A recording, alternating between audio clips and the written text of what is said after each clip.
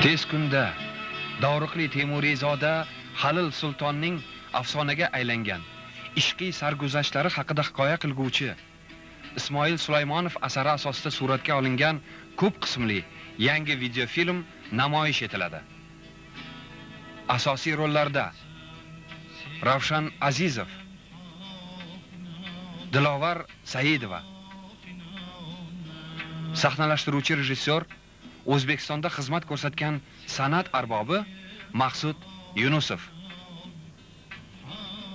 Shahzoda va Kanizak.